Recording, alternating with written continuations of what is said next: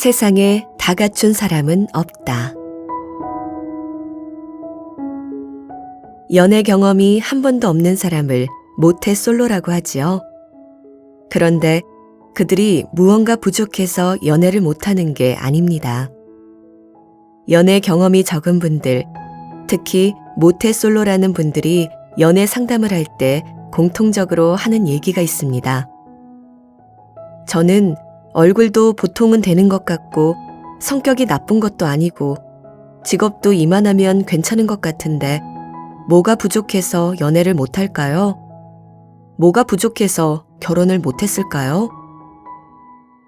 첫째, 눈이 너무 높을 수 있습니다. 눈이 너무 높으면 접근할 때 심리적으로 부담이 돼요.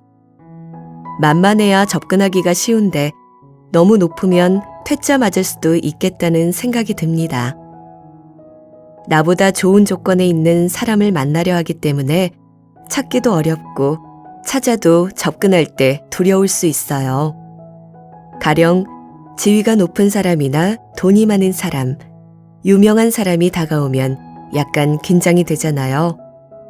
왜냐하면 친해지고 싶은데 접근이 만만한 사람이 아니니까 혹시 잘못될까봐 더 긴장되는 것입니다.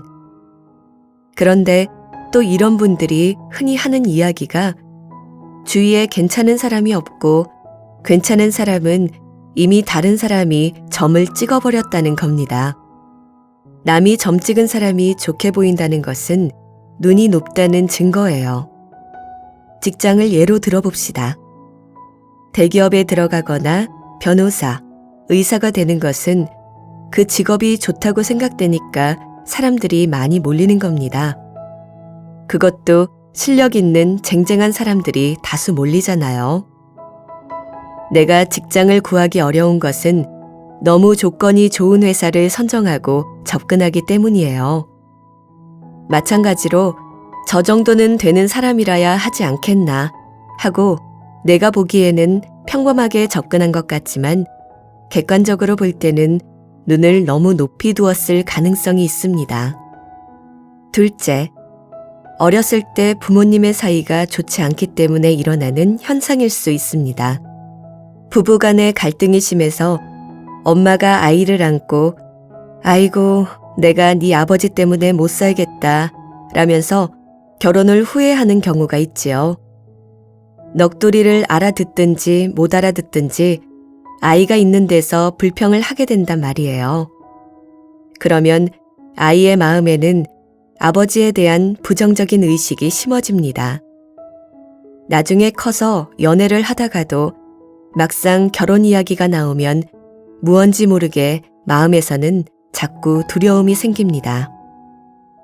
그래서 결정적인 순간에 심리적으로 도망치게 돼요.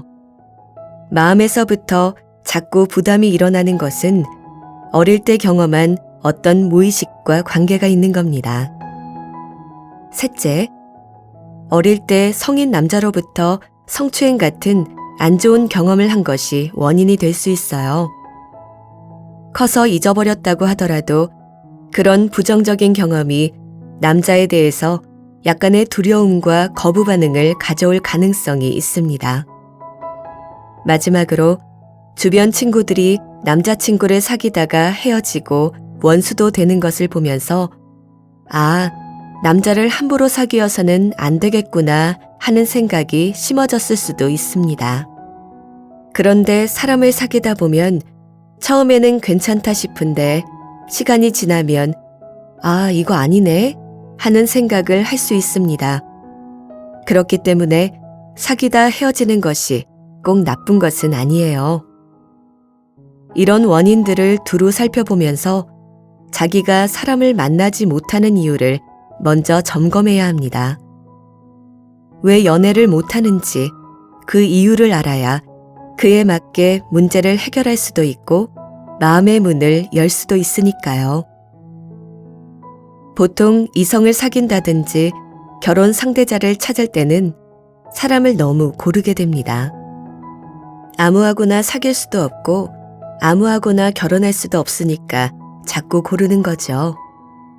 이해가 됩니다만 그렇게 나이, 학벌, 재산 등을 너무 따지면 눈에 들어오는 적임자가 별로 없어요. 그래서 결혼하기가 힘든 겁니다. 옛날 오일장터에 가면 뱀을 가지고 놀며 약을 파는 사람들이 있었습니다. 그들이 약을 팔 때 흔히 하는 말이 있어요. 이것만 먹으면 10,000가지 병이 다 나아요. 이렇게 떠들썩하게 선전하면 사람들이 우르르 몰려들곤 했지요. 그러나 한 번 먹고 다 낫는 그런 만병통치약은 이 세상에 없습니다. 그런데도 우리는 욕심에 눈이 어두워지고 귀가 멀어서 만병통치약이 있다고 하면 혹해요. 사람도 마찬가지예요. 세상에 모든 걸 다 갖춘 사람은 없습니다. 마치 칼이 아주 날카로우면 부엌에서 일할 때 좋지만 잘못하면 손을 베일 위험이 있고 잘못 쓰면 흉기가 됩니다. 반면에 솜은 부드러워서 좋지만 강함이 없어요. 이처럼 항상 사물에는 양면성이 있습니다. 그런데도 사람이 똑똑하기도 하고 부드럽기도 하고 착하기도 하고 리더십도 있기를 바라지요. 하지만 그건 불가능한 일이에요. 그런데도 우리는 남편이나 아내가 그러길 바랍니다. 다재다능하길 원해요. 옆집 남편은 집안일도 잘 돕던데 당신은 그것밖에 못해? 옆집 아내는 살림도 잘하던데 당신은 왜 이 모양이야? 이렇게 타박하잖아요. 부드러워서 좋다고 솜을 선택해놓고는 왜 너는 대찬대라곤 없니? 하고 따지고 날카로워서 좋다고 칼을 선택해놓고는 왜 너는 부드럽지 않니? 하고 따지는 격이에요. 세상에 완벽한 사람은 없습니다. 따라서 상대가 내 마음에 쏙 들지 않는다고 아쉬워할 게 아니라 아, 다 갖춘 사람은 없구나. 세상은 공평하구나. 이렇게 생각할 줄 알아야 합니다. 산에 어디를 둘러봐도 베어다가 바로 기둥으로 쓰기에 좋은 나무는 없습니다. 아무리 튼튼하고 색깔이 좋아도 손질하고 다듬어야 사용할 수 있어요.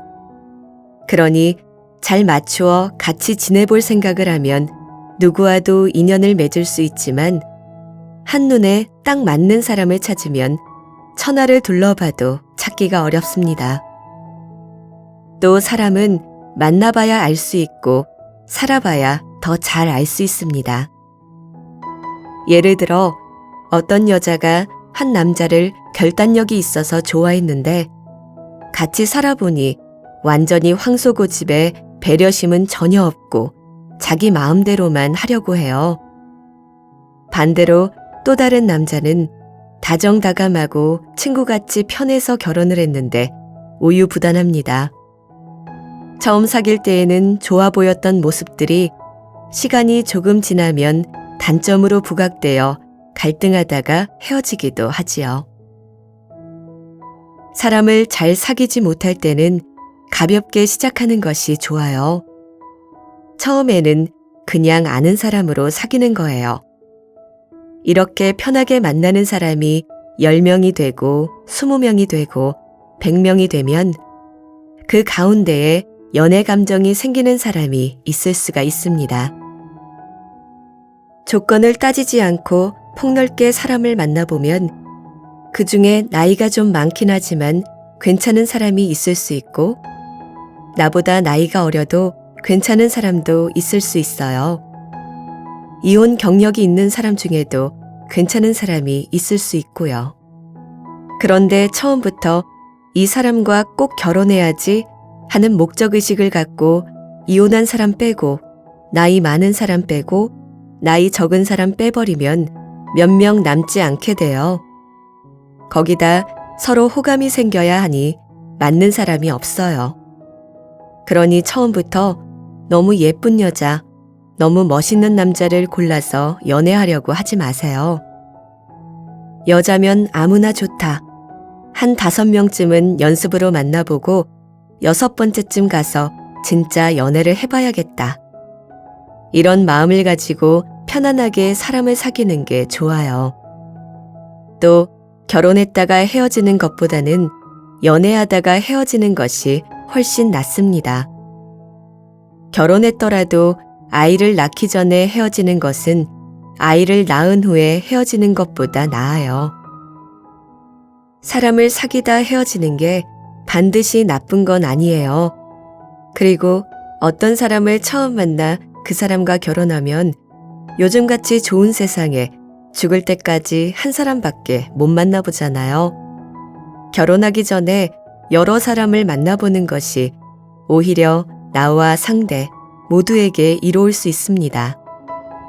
그렇다고 동시에 이 사람을 사귀다가 저 사람을 사귀다 하면 바람기가 있다고 욕먹어요. 그런데 상대가 알아서 떠난다면 나는 전혀 욕먹지 않고 동정받으면서 새로운 사람을 만날 수가 있습니다. 따라서 서로 좋아서 결혼까지 가면 그건 그것대로 좋지만 상대방이 떠나버렸다고 상처받을 필요 없어요. 더 좋은 사람을 만날 기회가 생긴 것이니까요. 그러니 상대가 떠날까봐 겁낼 것도 없습니다. 본인이 싫어져서 헤어져도 문제가 안 됩니다. 오늘날 이혼하는 부부가 부지기수인데 처녀 총각일 때는 만나다가 헤어진다고 흉이 되지 않아요. 이렇게 서너 번 사람을 사귀어 보면 사람의 심리를 이해하게 됩니다. 내가 너무 좋아해도 상대방이 부담스러워 할 수 있고 너무 튕겨도 상대가 떨어져 나갈 수 있어요. 이것은 계획을 세운다고 되는 것이 아니라 경험을 통해서 터득해야 합니다. 이것을 학습 효과라고 하는데 실패를 몇 번 해봐야 감을 잡을 수 있어요. 그러다 보면 자연스레 사람을 사귀게 되고 사람을 대하는 연습을 많이 했기 때문에 결혼해서도 큰 갈등 없이 살 수 있습니다.